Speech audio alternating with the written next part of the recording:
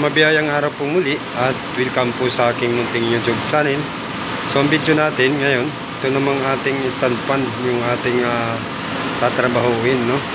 So ito yung ating gagawin, pag-aaralan po natin kung paano po siya nire-rewind. Yan, isang stand fan. So ito yung ating gagawin ngayon. Ang naging issue nito ay overheated na yung kanyang mga winding sa magdamag. Dahil hindi nakakayanan ng thermal fuse at bumibigay ulit at pumuputok po ang kanyang fuse.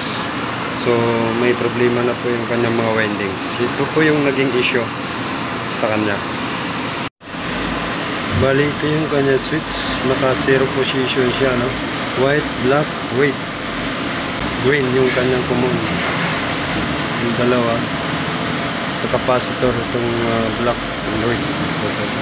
Yung dalawa. Tingnan natin sa capacitor.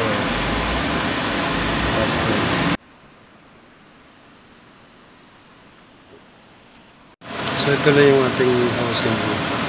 Ito yung tatrabahoin natin, no? Paano po ito nire-rewind, no? Kukunan natin ang size ng magnetic wire na kanyang ginamit.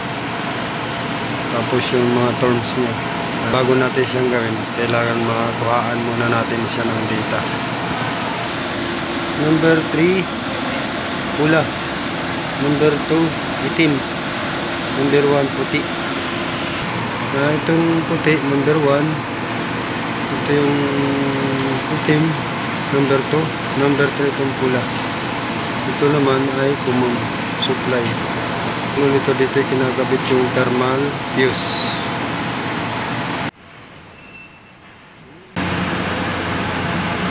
Bali, dala-dalawang ano na yun, magkakabilang dulo, dala-dalawa.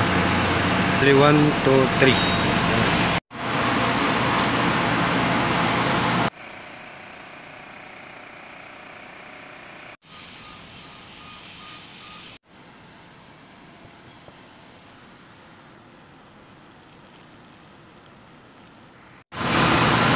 Bali, 750 ano, yung tatlo. So, isa na lang. 750 ulit. Siya, buo na yung ating running windings na 750. Yan. So, starting na lang. Susunod na windings, 550. Yan na, 550, no? Tapos papatong ulit tayo ng 150. 150, 150, 150.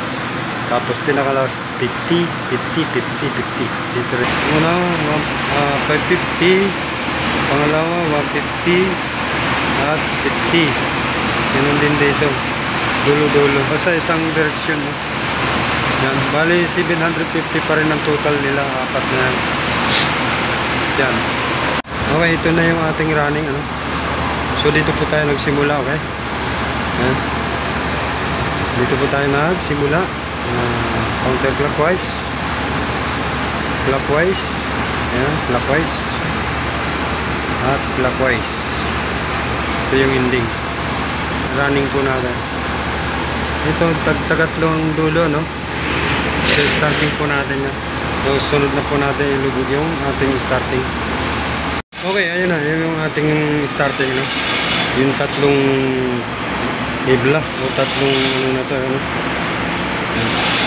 So, dito tayo nagsimula, no? Yung running, ito yung starting natin. Saka sa starting natin, ito naman yung simula natin. Okay? Ito yung puno. Sa running, ito yung puno. Nakat sila. Ngayon pa, ano pong paglagay po natin. Ayan, tapos na po natin. Tatlong dulo po yan. Tama lang sa slots yung kapal ng wire. Ito yung kanyang schematic diagram. Thermal fuse, capacitor, switch, port. Alam po natin. So, starting. Ito yung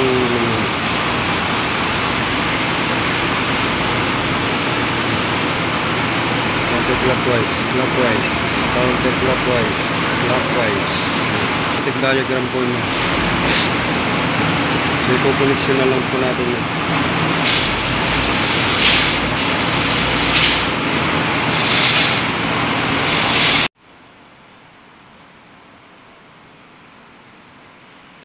So yan na, i-connection na ulit natin.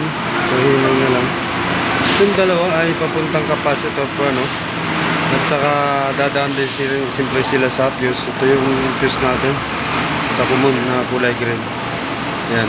Diyan po natin ilalagay yung thermal fuse.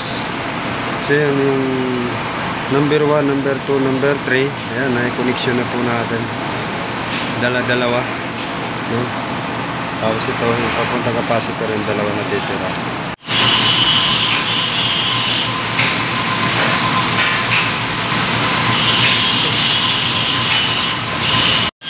Yan, tapos na po natin.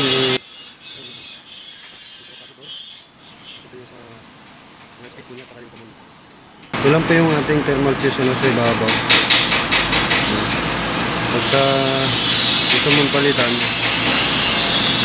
sa ibabaw lang, hindi mahirap palitan.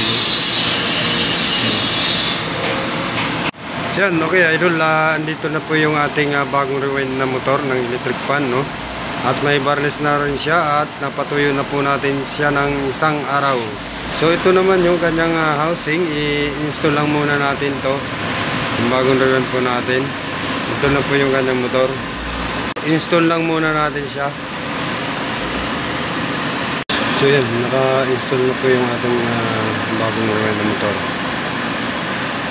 So ngayon yung kanyang connection naman. Number 1 puti, number 2 itim, at number 3 pula. At itong kulay green ay common. Bali dito po siya. Ayan, dito po siya naka-connect. Ayan, yung kulay green. Tapos yung mga dulo-dulo, iniwanan ko lang naman kasi siya ng dulo-dulo, pula, itim, tsaka puti. Ayan. So may ano siya, para may connection natin siya ng tama.